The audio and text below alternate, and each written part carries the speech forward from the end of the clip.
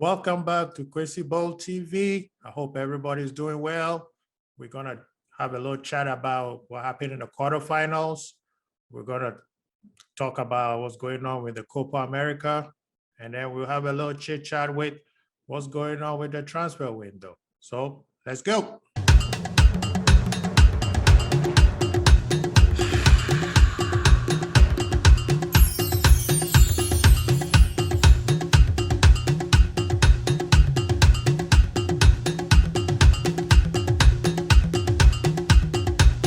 Everybody, welcome back to Crazy Ball TV. Thank you so much for all you people who subscribe to our channel. So today, let's have a little chat with the what happened in the quarterfinals.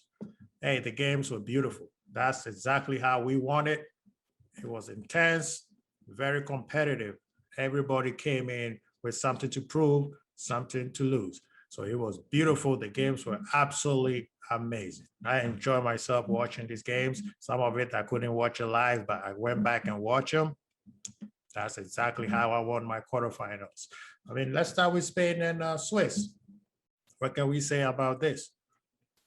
I mean, personally, I think the Spaniards should have won this game without the penalty kicks. I thought they had the better team, but just like the Swiss have shown all tournament, they are not laying down for nobody.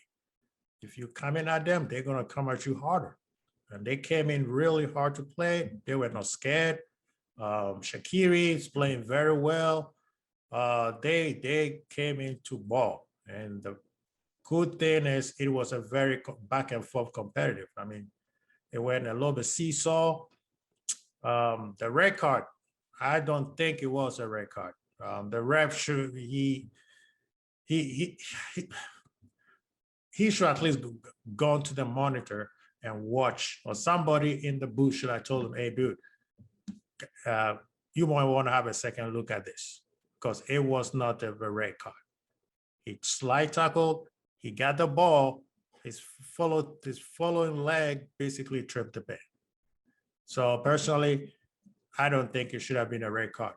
However, Spain, you had a chance to take this game and finish it off in 90 minutes, or even before the 90 minutes, and y'all could not do it. This game had to go to penalty kicks. You know? Now, let's talk about these penalty kicks. This is one of the worst penalty kicks that we have seen in a tournament, especially in this world stage like this. The Swiss, you guys beat France. You had a perfect penalty. I mean, what happened? I could say maybe they were tired. You know, the 120 minutes with a man down could have been a factor. But still, I don't think that's how it should have been. I mean, they scored only one goal, if I'm not mistaken. How? Yeah. I mean, let's talk about Spain. Spain didn't even do that there. This was mostly the goalies who were actually at. They must well have given the balls to the goalie, have the two goalies go at it by themselves, because the players were just atrocious.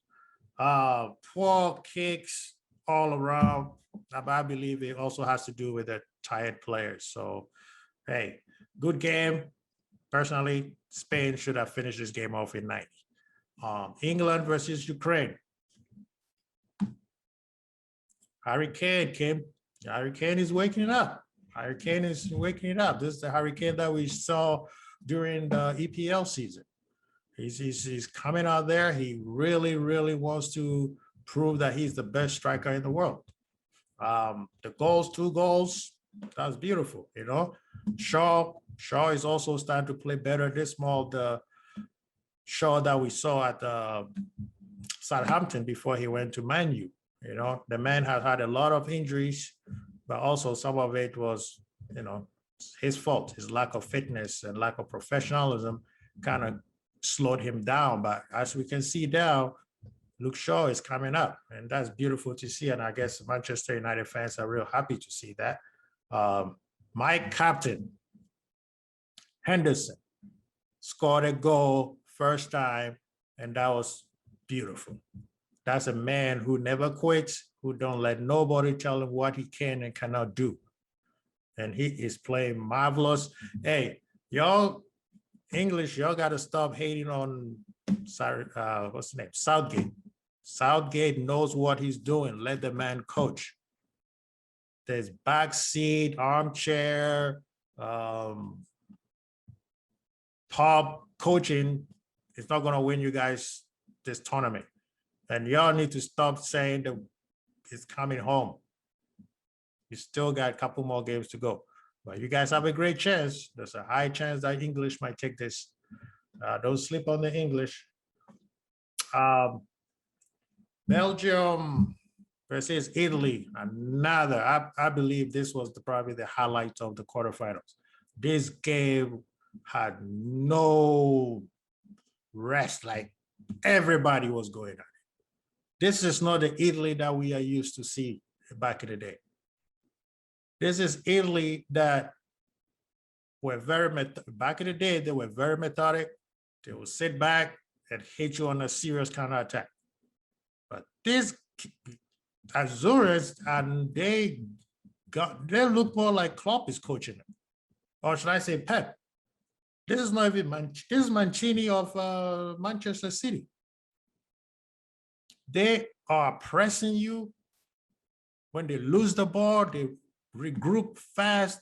As soon as they regroup, they're coming right back at you. You know, Belgium, I don't know what's going on. This was supposed to be your generation.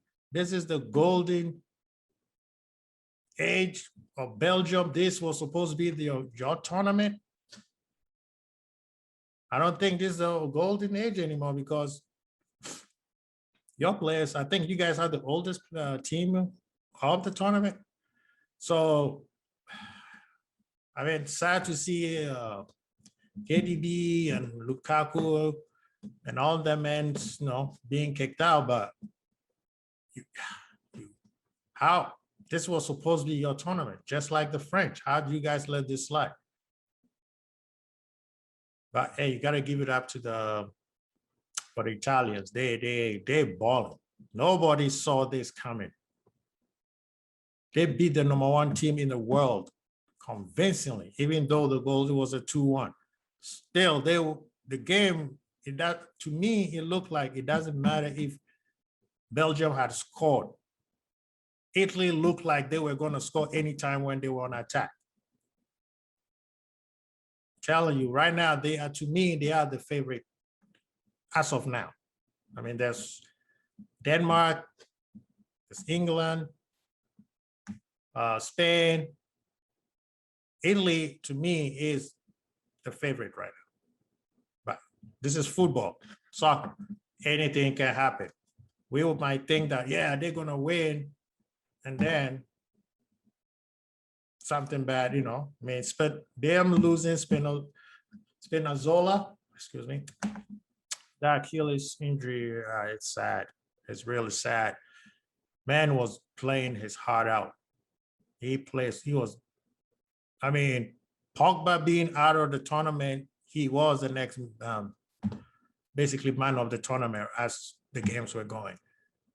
And that Achilles injury, it's sad. And I believe FIFA, UEFA, or whoever, they need to start looking at these too many games for these guys. They barely had the rest last year because of the COVID. As fans, we enjoy seeing them play, but we need to start looking at these guys. I don't know why some of the games even have to go to extra time. These guys have played too many games. We need to start looking at their safety. Otherwise, the next World Cup is not going to be as fun because these guys are going to be way too tired. So FIFA or UEFA or FIBA or whoever out there need to start looking at these players' safety because we need them at 110%. And it makes for a better game. Okay, let's do a real run through with Denmark and Czech. 2-1. It felt like Czech was trying to make a quick comeback, but Denmark right now are playing their heart out.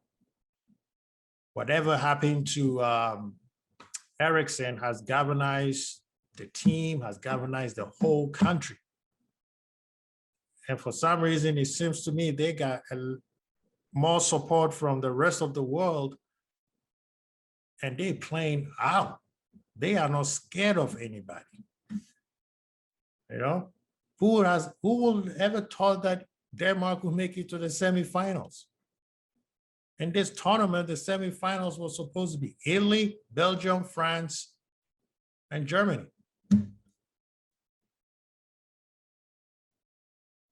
This is football. Like I said, what's on paper is not always what happens on the field. But this tournament, you know, with everything that went down with COVID and fans, and it's probably one of the best Euros we've seen in a long time. And the players are playing very well. Let's see what's going to happen in the semifinals, Italy versus Spain. Personally, I think Italy is the favorite. They playing way much. They look more organized from the back to the front. From defense, I mean, they're playing so well, you know. Although they lost Spinazzola, who's a very important player in their team, they still got some guys out there who could come in and help out, you know. And Sige's goals, I mean, that's probably the goal of the tournament right now. Pogba's was nice, but this one, I don't know whether the Belgium guys got tired or they thought he could, I don't know. But his goal was a totally colossal. And Spain can score. Spain can score a lot of goals. But this time you play in Italy. Italy can defend very well. You know, their two center backs are not joking. You know, some people think they are the best center backs in the tournament right now. But I believe that the England center backs or the England defense have something to say about this in terms of who has the back line. But the semifinals, it's gearing up to be a very good semifinals. Although England is playing Denmark and no pushover. These guys got their hearts on their sleeves and they're playing. They want to win it for Eriksen. So England, I know you guys doing well, but you all need to be careful because they could be taken away from you guys real quick. So personally, I think England versus Denmark, English, of course, is favorite. However, this game is a banana skin game, especially for the English. So let's watch out for that. Let's move on to the Copa America. Argentina versus Ecuador. Messi hit them with 2 goals. I mean, Argentina looks like they're starting to click, you know. They're not shipping out. I mean, they're giving out goals, but they're not shipping out as much as at the beginning of the tournament. At the beginning, they will be up 1-0. And then during the last couple minutes, they'll end up drawing. But right now, it seems like their attacking prowess is clicking. They're winning goals with high margins. Messi is starting to find his feet again. This is more of the Messi that we normally see at Barcelona. And personally, with the English press and the way they're talking about Kane, the funny thing is Sterling is the one who was scoring all the English goals. Kane scored a goal, Sterling scored a goal, but everybody was talking about Kane. So in my head, if England win this tournament, there's going to be a big push for Kane to win the Ballon d'Or. And especially if he's scored more than 5 goals, which is that I believe is the tied golden boot Ronaldo and I forgot his name. Sorry about that, guys. They both got 5 goals. Kane needs 2 more goals. And there's 2 more games, Kane can score 3 goals in the next 2 games.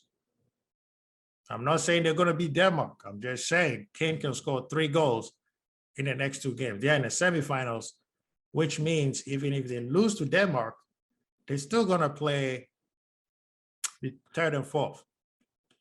So they are guaranteed 2 goals, which means Kane has the opportunity to score 3 goals in 2 games. If he does that, there's going to be a lot of push for him to win the Ballon d'Or. Unless the man called, in some quarters, the GOAT, have something to say about that. If Messi win this Copa, Ballon d'Or number 7 is coming. So to me, I see that, I mean, of course, Chelsea fans want to push it for Kante. I won't mind letting Kante win. But I think it's between Kane and Messi. And whoever is going to win their tournament is going to end up winning the Ballon d'Or. Especially, yes, Robert Lewandowski did score a lot of goals, but he didn't win anything except the league. So he will be in contention, but he's not going to win it. He didn't win any major trophies. So watch that space, people. Brazil struggle past Peru. Gabriel, what are you doing, man? We are playing football, or are you in a Kung Fu movie? You nearly sliced the guy's head out. Your team needed you. Made it real hard for Brazil. And Brazil needs to be careful because it seems like a lot of these teams are figuring them out slowly but surely. A lot of teams are playing hard D on them. And they're finding it very hard to score more goals. I mean, this game, my boy, Bobby, squandered a few chances. You know, a lot of these teams are figuring a way how to keep Neymar a little bit quiet. So Brazil needs to be careful because Argentina right now got their groove back. So this tournament is not over by a long shot. And let's talk about Gabriel a little bit. Gabriel, he didn't have a good season at City. And I believe because of that, that's why he's been a little bit erratic with his decision when he's playing, overcompensating, doing too much. There was no need for you to kick that ball that high. Let the ball come down and then, press the person. Pretending to look at the ball and have your head, your leg that high, it doesn't matter even if you touch the ball, that's a red card. And that cost Brazil the tournament. So I think the Copa is also gearing up to be a very entertaining semifinals. I still believe it's going to be Brazil and Argentina in the final. All right, guys, let's discuss transfer wars on the transfer market right now. Because of these tournaments, it's just still silly season. Nothing much going on. But Pogba is making the rounds again. Everybody's talking about Pogba as always. Personally, Pogba needs to decide what he wants to do, man. You need to tell people what you want to do, because right now, the way things are going, okay, let me say this. When it comes to club accolades, Balotelli has a better career in club football than Paul Pogba. Let me say it again.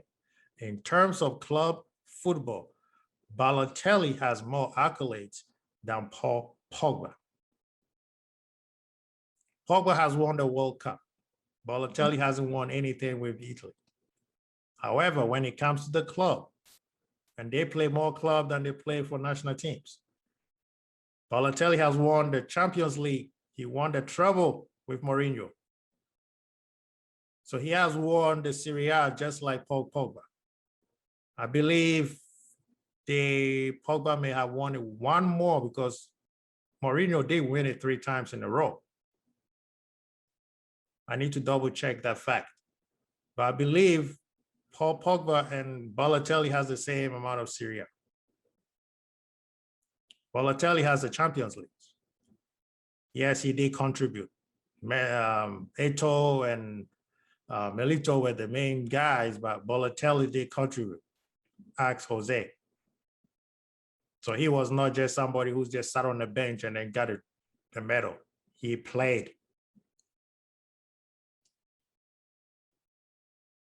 They're both in England. Balotelli has won the EPL. I believe once. Yes, once. The Aguero goal. Balotelli has won the EPL. He has won the League Cup. He has won FA Cup. For Pogba, you have won the FA Cup. You have won the Europa. You haven't won the EPL. You came second, but that's about it.